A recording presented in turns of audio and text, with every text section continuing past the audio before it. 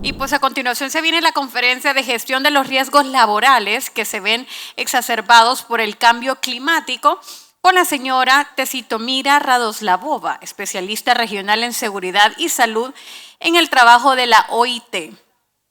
Radoslavova pues empezó a trabajar en la sede ginebrina de la OIT en el 2012, donde se desempeñó en varias funciones, realizando investigación y contribuyendo a publicaciones, diseñando herramientas técnicas, prestando asistencia técnica y apoyando con la organización de reuniones de expertos, comités de la Conferencia Internacional de Trabajo y otros eventos globales en materia de seguridad y salud en el trabajo.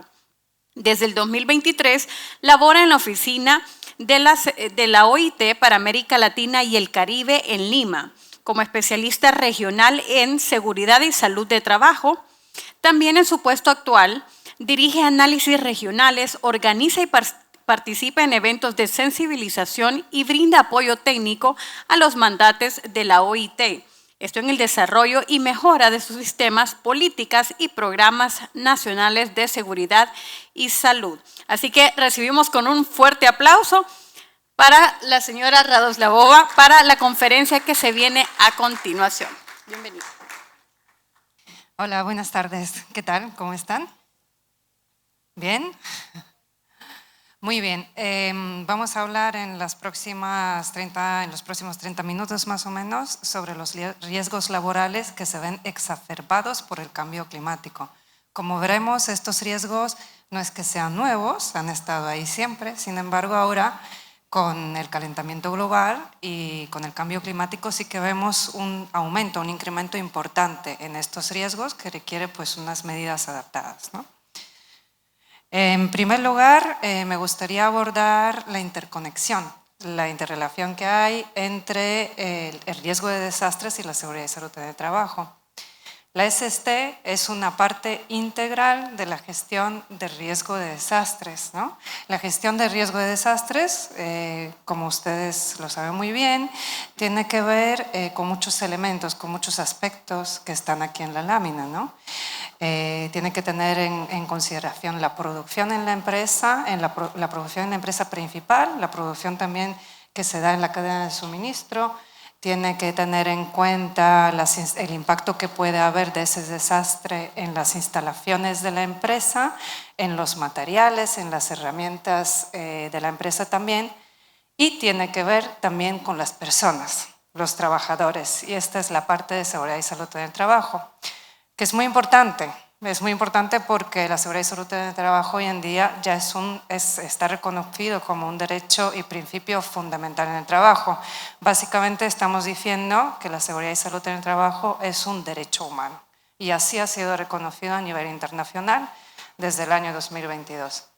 Pero además, si ese argumento no pareciera suficiente, es importante tener en cuenta a las personas y el impacto que un desastre puede tener en las personas, porque básicamente son los trabajadores los que están a cargo de precisamente la producción, de asegurarse del mantenimiento de las instalaciones, del buen estado de las herramientas, etcétera, etcétera. Es decir, no hay un plan de continuidad sin trabajadores, ¿no? Entonces, es un elemento clave de la gestión de riesgo de desastres. Quería ofrecerle una comparativa muy breve entre el marco de Sendai y también el marco que tenemos de gobernanza para la seguridad y salud en el trabajo, para ver cómo precisamente aporta la seguridad y salud en el trabajo al marco de Sendai, ¿no? Cómo se suma, cómo estas dos áreas se alinean. Entonces, en primer lugar, el marco de Sendai busca comprender el riesgo de desastre, ¿no? Y en particular nos dice que las políticas y prácticas para la gestión de riesgo de desastres debe basarse en una comprensión del riesgo de desastres en todas sus dimensiones de vulnerabilidad y grado de exposición de las personas y los bienes. Bueno, pues en eso es en lo que la seguridad y salud en el trabajo precisamente se focaliza, ¿no? Y desde la OIT, y bueno, y no solo, ¿no? Desde la OIT también otros actores del mundo de seguridad y salud en el trabajo hacemos estudios que nos traen más conocimiento acerca precisamente del efecto que pueden tener las diferentes manifestaciones del cambio climático, inclusive los eventos meteorológicos adversos, en la salud de los trabajadores. Y nos ayuda a entender de qué manera los afecta y las diferencias que pueda haber, identificando también las vulnerabilidades, ¿no? Por otro lado, la prioridad número 2 del marco de Sendai es fortalecer la gobernanza riesgo de desastres para gestionarlo, y de la misma manera, como no puede ser de otro modo, nuestro marco en la OIT también busca lo mismo a través de las normas internacionales de trabajo. Hay 2 convenios que hoy en día son fundamentales en materia de seguridad y salud, que son el 155 y 187, y estos convenios nos dicen que para poder administrar básicamente este tema se necesitan 3 elementos clave, que son el sistema nacional, que es una suerte de infraestructura, la política, acompañada también por un plan de acción. Y además, a nivel de empresa, pues la manera de gestionar, o la mejor manera de gestionar los riesgos es a través de un sistema de gestión, ¿no? En cuanto a la tercera prioridad, invertir en la reducción del riesgo, pues evidentemente nosotros también, para el marco también de gobernanza de la seguridad y salud en el trabajo, el tema de la inversión es muy importante y tiene mucho potencial en el sentido de que lo que se promueve desde el marco de las normas internacionales del trabajo es el desarrollo, como decíamos, de un sistema nacional que es una suerte de infraestructura público-privada, en la que pues hay mucho potencial de inversión tanto por actores públicos como privados. Y por último, la prioridad número 4, aumentar la preparación para el caso de desastres. En el caso de la seguridad y salud de trabajo, la mejor manera para prepararnos para un evento de desastre es integrando el riesgo de este desastre en el sistema de gestión de la empresa en materia de seguridad y salud, ¿no? Además, muy importante, contratar un seguro de accidentes y enfermedades laborales que va a cubrir esas prestaciones en cuanto al tratamiento, rehabilitación, reincorporación en el trabajo e incluso formación del trabajador si es que no puede continuar con el mismo puesto de trabajo debido a la lesión que ha sufrido. Una breve pausa para hablar un poco sobre la prevención versus compensación. La prevención, ustedes lo han dicho, todos han coincidido, es una inversión, no es un coste, no es un gasto, es una inversión. Y es una inversión además con un alto retorno o con un importante retorno, ¿no? Lo hemos escuchado de UNGRR, de Nahuel, ¿no? Por cada $1 de inversión ahorramos 15. La Asociación Internacional de Seguridad Social también hizo hará una década, un poquito más, un estudio en el que encontró también que había una relación de 1 contra 2, es decir, por cada euro invertido, uno tenía un retorno de inversión de 2 euros. US Dole, el Departamento de Trabajo de Estados Unidos, pues también ha calculado, ha estimado que los empresarios pagan casi $1.000 millones semanales solo en concepto de costes directos de indemnización por accidentes. Teniendo en cuenta que, bueno, los costes directos son una pequeña parte, también están todos los indirectos.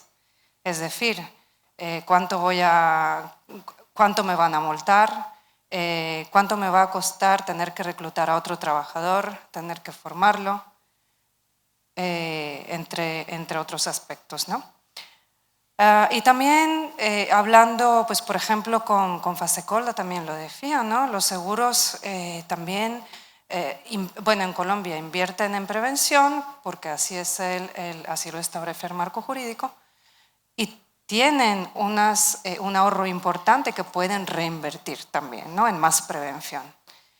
Yo la verdad es que cuando voy a congresos de buenas prácticas en seguridad y salud, los colegas normalmente empiezan por contar, o sea, lo primero es, de lo que nos hablan en los congresos es cómo de productivas han sido las medidas, qué es lo que he hecho, cuánto me ha costado y cómo he podido disminuir los accidentes y enfermedades en la empresa y lo que eso ha supuesto en ahorro de costes para mi empresa, ¿no?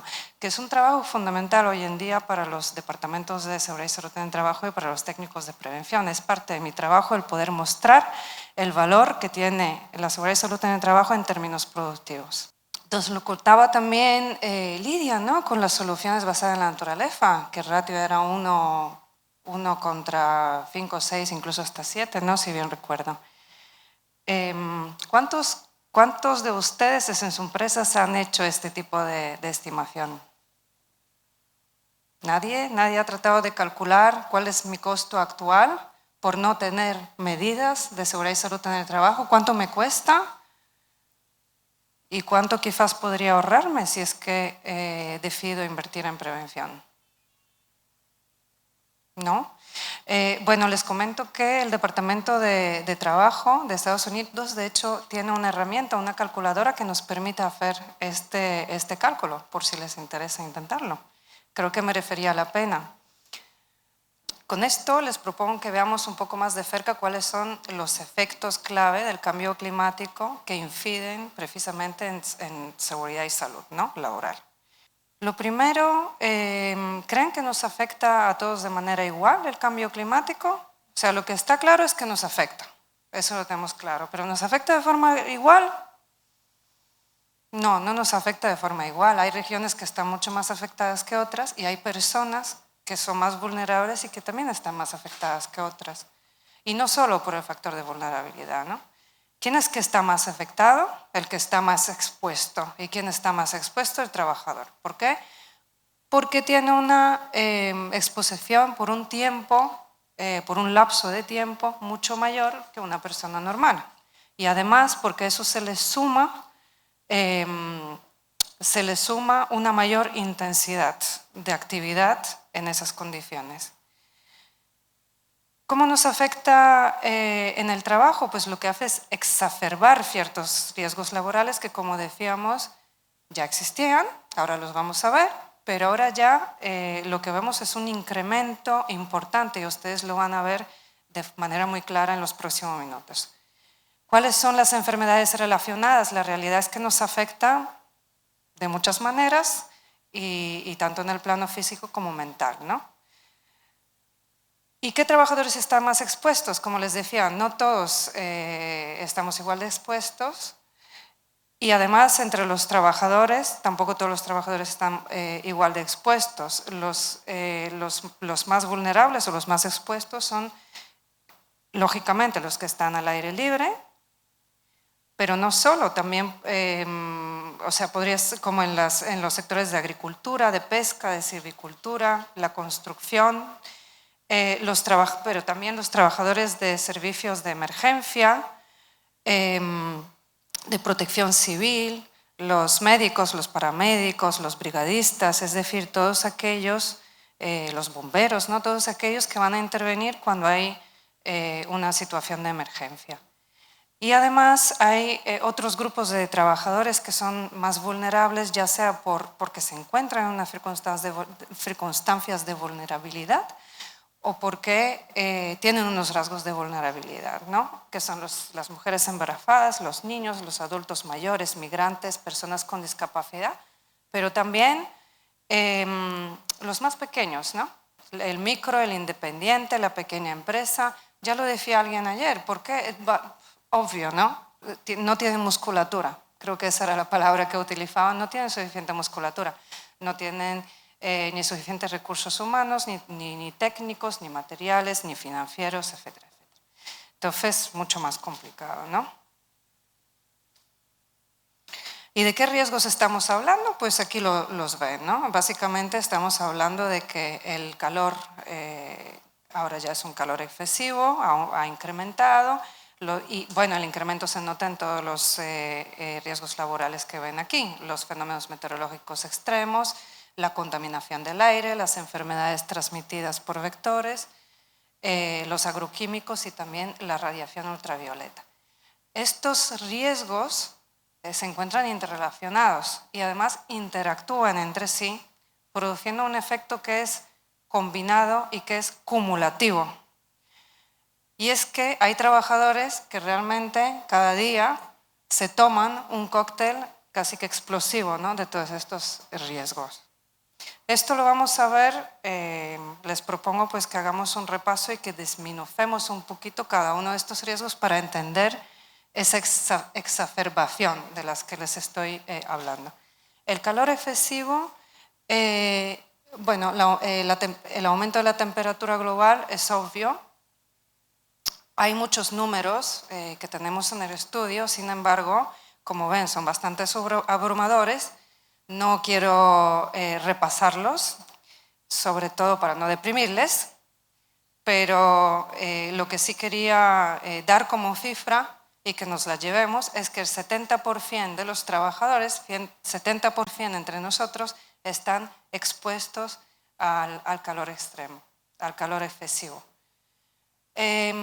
Bueno, en seguridad y salud realmente lo que hablamos es del estrés térmico, que en el estrés térmico no solo incide la temperatura medioambiental, sino también otros aspectos, como puede ser la humedad, como puede ser el esfuerzo físico que voy a hacer y como puede ser la ropa que voy a llevar. Todo eso son factores que van a determinar un nivel de estrés térmico, que además podría ser tanto por calor como por frío, ¿no? ¿Cuáles son los trabajadores de alto riesgo? Los que están al aire libre, sí, obvio, pero también pueden estar a riesgo los que trabajan en lugares cerrados que se encuentran mal ventilados, ¿no?, y donde puede también haber un calor excesivo. En cuanto a los principales efectos para la salud, algunos son bastante obvios, pues una insolación, un golpe de calor, un mareo. Sin embargo, puede haber consecuencias mucho más importantes, ¿no?, como la rhabdomyosis, que básicamente se refiere a la descomposición muscular. El síncope por calor, bueno, que son los mareos, a uno le pueden dar calambres, le puede salir sarpullido en la piel. Más importante, ya le puede afectar también el sistema cardiovascular, la lesión renal, tanto aguda como crónica. El calor incide de forma directa en esta enfermedad. Cuando es de etiología, de origen no desconocido, esto ya se ha ido viendo en las últimas décadas. Además, con el calor aumenta la probabilidad de que uno pueda sufrir un accidente, porque nos afecta también en el plano mental. Cuando hace mucha calor, uno ve su capacidad mental mermada en cierto modo, ¿no? Ya la atención no es la misma, el nivel de concentración no es el mismo. En cuanto a la radiación ultravioleta, bueno, esta se produce por la reducción de la capa de ozono. Es algo que las personas no siempre, o sea, es difícil de percibir, ¿no?, porque uno se da cuenta cuando ya está quemado, cuando ya está hecho el daño. Los trabajos de alto riesgo, evidentemente, son los que están al aire libre y bajo una exposición directa al sol. Y los principales efectos para la salud son las quemaduras, son los cánceres de piel, pero además puede tener un efecto ocular, podría tener hasta un efecto sobre la inmunidad de las personas. Los fenómenos meteorológicos extremos, ustedes lo ven, lo viven en su piel, lo saben mejor que nadie, están en pleno aumento y aquí en la región pues tenemos más actividad de ciclones, de huracanes, más desequilibrio, más sequías, más lluvias, o sea, hay más extremos, ¿no? Además, esto pues muchas veces acarrea incendios, hambruna, inundaciones, incluso accidentes industriales graves, ¿no? Recuerden Fukushima en el 2011, cuando hubo terremoto, seguido por un tsunami, y eso desencadenó la segunda peor crisis nuclear después de Chernóbil. Los trabajos de alto riesgo, pues estamos hablando de nuevo de aquellos que están al aire libre y que de forma más directa pueden verse expuestos a estos eventos meteorológicos extremos, aunque no solo. También los trabajadores, muy importante, los trabajadores de emergencia, de urgencia, los que van a intervenir cuando se produce un evento de este tipo, ¿no? Los principales efectos para la salud, ustedes lo ven, pueden ser básicamente de cualquier naturaleza, pero además a eso le sumamos el tema emocional, el estrés, la ansiedad, los trastornos de estrés postraumático, ¿no?, que causan estos eventos.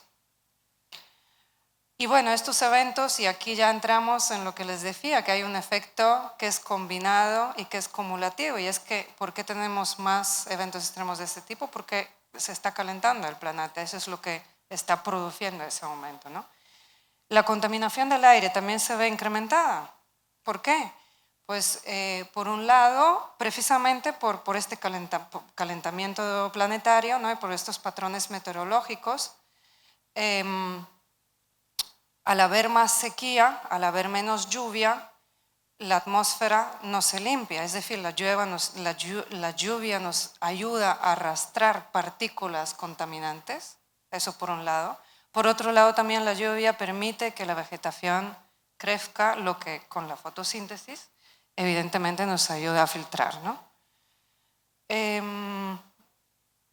Los trabajos de alto riesgo, bueno, los que se encuentran en desplazamientos con tráfico denso y las industrias, ¿no?, sobre todo.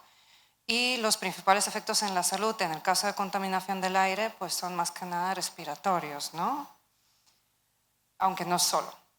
En cuanto a las enfermedades transmitidas por vectores, los vectores son los insectos, ¿no?, un mosquito, ¿no?, típicamente.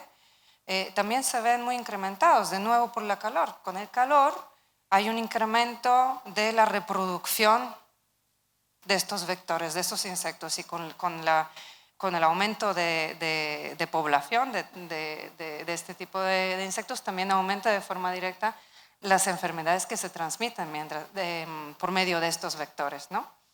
Los trabajos de alto riesgo, de nuevo, los que se desempeñan en el aire libre, en las zonas rurales, donde suele haber una concentración, ¿no?, donde suelen vivir donde hay una concentración más importante de este tipo de animales. Los principales efectos para la salud, bueno, en la región lo vemos y lo conocemos todos, ¿no? El dengue, la fiebre amarilla, el Zika, típicamente. Los productos agroquímicos también se ven incrementados. Y esto es porque por un lado estamos utilizando más, porque la tierra se está volviendo menos fértil, hay más plaga, por lo que estamos empezando a incrementar la cantidad de agroquímicos que utilizamos, pero además con el calor lo que ocurre es que los agroquímicos se evaporan con mayor facilidad y se absorben, la principal vía de absorción es por la vía respiratoria, ¿no? Además, si a eso le sumamos que los trabajadores normalmente están realizando algún tipo de actividad que conlleva algún tipo de intensidad, puede que una aceleración del ritmo cardíaco, lo que también aumenta, ¿no?, la cantidad de aire que uno o la frecuencia con la que uno respira, pues al sumar todo esto hay una exposición, hay una ingesta mayor de químicos. Los trabajos de alto riesgo son los de la agricultura, sobre todo la silvicultura, incluso en la industria química, y los principales efectos de los químicos pues es la intoxicación y el cáncer, ¿no? Son los dos principales, pero no solo. O sea, también últimamente se habla mucho de la alteración endocrina que tienen también los químicos, entre otros muchísimos efectos, ¿no? Pero les propongo que miremos un poco hacia la región. ¿Qué pasa en la región? Bueno, 2024 no es un dato regional, es un dato global, pero es que por desgracia 2024 fue el año más caluroso que hemos tenido y es el primer año en superar la meta de 1.5, la meta de París, lo cual es muy triste porque ya estamos viendo que no vamos a cumplir, ¿no? Además, 2024 fue un año récord en cuanto a huracanes, crecidas, sequías e incendios forestales aquí en la región. Estos son datos de la Organización Mundial de la Meteorología. En la OIT, en los estudios que hemos realizado, hemos visto que si comparamos las regiones, vemos que nuestra región es la segunda región en la que hay más lesiones producidas por calor. Pero además, nuestra región es la región donde se experimenta un incremento mayor de esas lesiones. Otros datos de interés, por allá el Emergency Events Database decía que en el periodo 2003-2023 se registraron cerca de 300.000 muertes y cerca de 300 millones de afectados por desastre, que los países de Latinoamérica y el Caribe concentraban el 92% de las muertes por desastres en ese periodo. 92% de las muertes ocurrieron acá. Y el 44% de las pérdidas económicas globales también se concentraron en la región. Esto fue gracias a Jeffit, quien desde la UNDRR también en colaboración con la OIT pues visibilizó muchísimo estos datos en una nota que se sacó el año pasado. Y en cuanto a las enfermedades transmitidas por primero, en cuanto a la enfermedad renal crónica de origen no tradicional, como les decía, hay bastantes estudios que están mostrando que efectivamente hay una relación entre el calor y la enfermedad renal crónica cuando esta es de origen de etiología desconocida, es decir, no está ligado a otros problemas de salud que lo puedan explicar, ¿no? De hecho, se habla hasta de una epidemia, ¿no?, de enfermedad renal crónica, y es algo que se da mucho en esta región, en la región centroamericana. Y el dengue es muy preocupante porque, como verán, en la década de los 80 hubo 1.5 millones de casos que han pasado a 16 millones de casos en la época de 2010, en la década de 2010, que han pasado a 13 millones solo el año pasado, 2024. Ustedes lo ven en la gráfica, hubo un pico en 2024 que con creces superó a todos los casos que se registraron pues, en toda la historia, ¿no?, de este registro. Lo cual es muy preocupante y lo cual también coincide con que les decía que fue el año también más caluroso, ¿no?, que se registró. Datos de la OPS. La radiación también es algo muy importante que nos afecta de manera muy importante en la región, y ustedes lo pueden ver acá, ¿no? En esta imagen de aquí, este mapamundi ha sido generado por un proveedor de servicios meteorológicos, y ven ustedes, aquí ya me pongo el gorro de presentadora de Noticias del Tiempo. Ven ustedes cómo la parte más afectada por la radiación es la parte tropical, entre los trópicos, ¿no? ¿Cómo se mide la radiación? Se mide a una escala que va de 0 a 20, y cada parte de esa escala, digamos, pues adquiere un color, ¿no? Ustedes lo ven. El color violeta corresponde a 11 más, que es una radiación extremadamente elevada, extremadamente alta, y es la que tenemos aquí en la región, ¿no? En Europa nos ponemos nerviosos cuando se pone naranja. Bueno, pues aquí está violeta todo el año, básicamente. Y aquí tienen también algunos datos, aunque no sé si lo ven bien, en cuanto a las estimaciones de cáncer de piel, no melanoma de origen ocupacional, que se relaciona precisamente, se asocia precisamente a la radiación ultravioleta, ¿no? Que vemos que son, bueno, aquí la ven, la densidad de las tasas son importantes. Bueno, ahora que hemos visto cuál es la problemática y hemos entendido cómo el cambio climático, cómo el calentamiento global afecta también a los riesgos laborales, les propongo que veamos rápidamente un repaso rápido de qué medidas se pueden tomar, ¿no?, para poder enfrentar esta realidad. Desde la OIT, el marco que proponemos es, como les decía, tenemos las normas internacionales de trabajo, que son normas que se adoptan de manera tripartita por empleadores, trabajadores y gobiernos, y que en realidad cubren casi todos de estos riesgos. Tenemos también la estrategia global de la OIT, que ha sido actualizada recientemente, y que va al 2030 y que por supuesto tiene en cuenta el cambio climático como no podría ser de otro modo, ¿no? Tenemos también las directrices de política para una transición justa hacia economías y sociedades ambientalmente sostenibles para todos. Como les decía, normas internacionales de trabajo cubren casi todos. Tenemos, con excepción, que no está tan bien cubierto, tiene cierta cobertura, pero no quizás al detalle que sería favorable que tuviera, el calor excesivo y la radiación ultravioleta, para los que sí tenemos directrices voluntarias. A nivel nacional, el tipo de medidas que se pueden tomar está a nivel de política, a nivel legislativo, mediante leyes, reglamentos y también convenios colectivos que forman parte precisamente del marco normativo de cada país.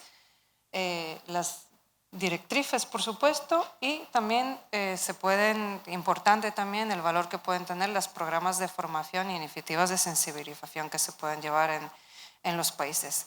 Acá hicimos un mapeo de las políticas y los programas de seguridad y salud en el trabajo nacionales que hay en la región, y vimos que efectivamente están empezando a incorporar poco a poco el aspecto del cambio climático en estas políticas, ¿no? Tanto en Chile como en Perú. En Perú, por ejemplo, fíjense, se ha previsto la actualización del marco jurídico en relación a este tema.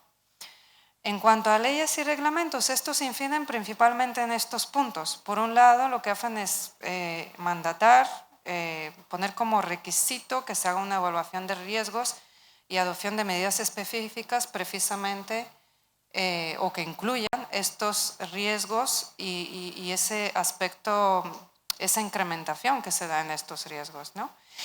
Los límites de exposición profesional, muy importante, deberían de existir y ya existen en muchos casos para los químicos, pero deberían de existir también para la exposición al calor, a la radiación, también a los contaminantes del aire. Vigilancia médica periódica, también muy importante para la prevención y reconocimiento precoz precisamente de todas las enfermedades que puedan surgir debido a cada uno de estos riesgos, que como vimos son multicolor, son muy variados y por tanto también los efectos son muy variados, ¿no? Importante también el tema de la lista nacional de enfermedades profesionales, que necesitaría estas listas, suelen ser bastante finas en el sentido de que no cubren evidentemente todas las enfermedades que podrían darse, pero sí que sería importante que conforme vayamos teniendo evidencia de la relación entre riesgo de causalidad entre riesgo de enfermedad, que se vayan incorporando, ¿no? Las enfermedades a estas listas.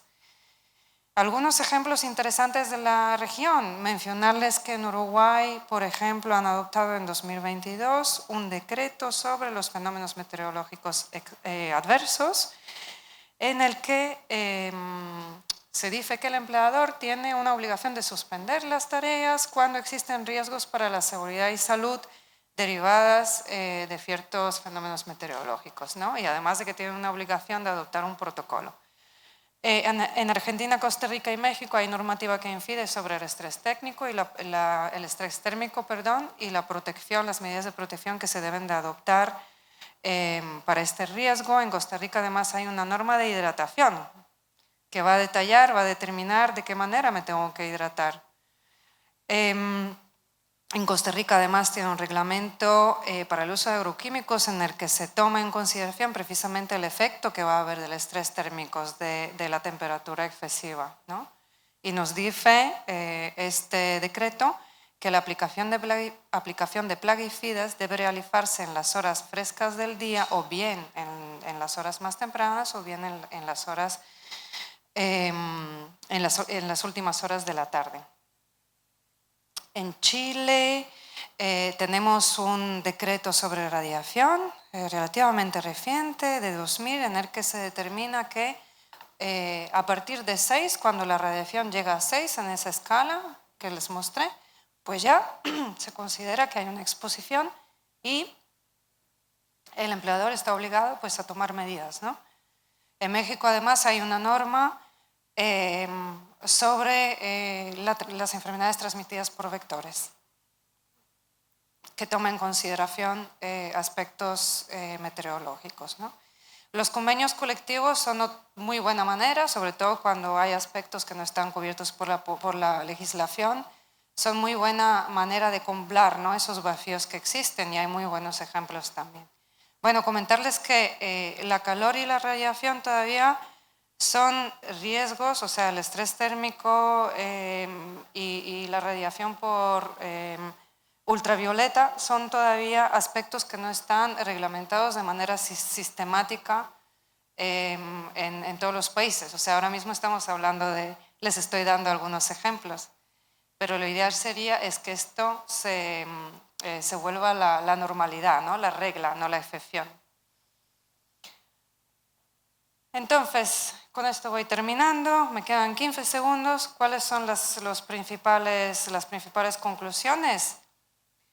Que el cambio climático nos afecta a todos, sin embargo, no nos afecta a todos de la misma manera, que hay regiones y personas que están más expuestas, que nuestra región es una de las regiones que se encuentra más expuesta que otra, en especial en relación a ciertos aspectos, como hemos podido observar, que hay ciertos riesgos laborales que se ven incrementados, que se ven aumentados por este cambio climático, que interactúan entre sí y que producen un efecto acumulativo y combinado, que ocasionan numerosos problemas de salud, que pueden requerir una reevaluación del marco normativo existente para ver si están cubiertos, y de no estarlo, pues se requerirían reformas jurídicas, que es crucial incorporar la seguridad y salud en el trabajo en las políticas climáticas, pero al mismo tiempo es importante integrar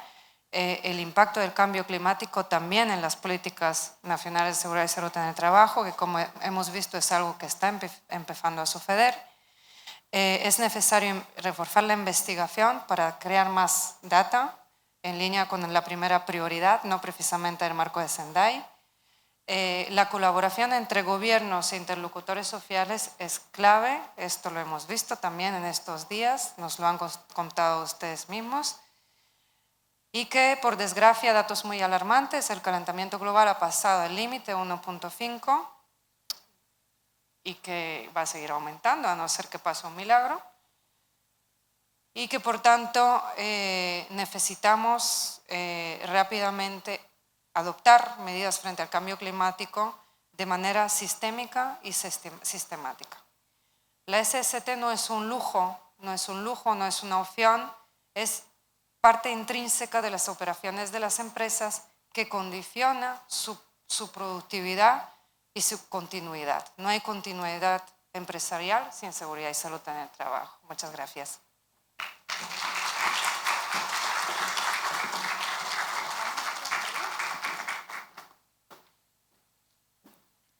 Vamos a iniciar con el segmento de preguntas y la primera sería: ¿hay iniciativas o casos implementados con el sector privado dirigidos a prevenir o reducir este tipo de riesgos? ¿Alguno que involucre medidas o acciones en favor de la naturaleza con resultados positivos? Sí, claro que hay muchas actuaciones. El propio sector privado está tomando esto en consideración porque está viendo cómo les afecta y bueno, como ustedes mismos también lo han dicho, está claro que esto forma parte, es una cuestión que es parte de la productividad, que es una condición para continuidad. De manera que sí, el sector privado está tomando acciones, pero como les decía, de momento estamos hablando solo de ejemplos, de buenas prácticas, no es algo sistemático, no es algo de lo que haya conciencia. La enfermedad renal crónica, no se sabe, no hay una sensibilización de que esto está causado por el calor, de manera que no se implementan de manera sistemática también esas medidas más aumentadas. Pero sí, efectivamente hay medidas por parte del privado y también nosotros desde la OIT apoyamos cuando así nos lo solicitan y sí hemos recibido también solicitudes, por ejemplo, de empresas del sector de la caña de azúcar, que como otras empresas, ¿no?, del rubro de la agricultura, pues son las que están más expuestas precisamente al estrés térmico por calor. Muchas gracias. Siguiente pregunta sería: ¿cuáles serían los primeros pasos para una empresa que está iniciando con un sistema de gestión y cómo comunicarlo desde la conciencia para que se tome en serio por parte de los colaboradores? Muy buena pregunta. ¿Cuál es el primer paso para un sistema de gestión? El primer paso de un sistema de gestión es la identificación y la evaluación de riesgo, ¿no? Y en base a eso ya pues podemos tomar las medidas, se pueden programar las medidas necesarias para hacer frente a los riesgos que han sido evaluados, ¿no? ¿Cómo comunicarlo a los trabajadores? Bueno, es importante que todo lo que hagamos en materia de seguridad y salud en el trabajo se haga con el trabajador. Se haga para el trabajador, pero también se haga con el trabajador. Y esto es muy importante porque para que ellos lo reciban tienen que ser parte del proceso. Entonces, para que haya esa aceptación, es muy importante que desde la A hasta la Z los trabajadores y sus representantes estén presentes en la mesa a través de los comités bipartitos en las empresas, estén presentes en la mesa, estén aportando para precisamente, tanto para la identificación y evaluación de riesgo, como también para el diseño de las medidas que se van a tomar, el diseño de la formación, etcétera, etcétera. Siguiente pregunta. ¿Qué recomendaciones nos da para presentar a la alta gerencia los beneficios de invertir en prevención de riesgos por la exposición al sol y cambio climático en favor de los trabajadores? Yo trataría de hacer los cálculos. Era con una de las primeras cuestiones con las que empecé, ¿no? Y de hecho los colegas, como les comentaba, cuando tengo la oportunidad de ir a algún congreso de empresas donde tenemos a colegas, ¿no?, de técnicos prevencionistas, lo primero con lo que empiezan siempre es mostrando los resultados, qué es lo que han obtenido, cuánto han ahorrado, cómo han aumentado la productividad, porque eso es lo que vende. Y como les decía, ahora mismo esto se ha convertido en una parte clave, ¿no?, de la profesión de las personas que se dedican a la prevención de riesgos laborales. Tenemos que demostrar cuál es el impacto en números que podemos tener en la empresa. Entonces, si no tienen los números, también pueden estimar los números. Muchísimas gracias la señora Radoslavová por la conferencia que nos brindó hoy. La despedimos con un fuerte aplauso. Gracias.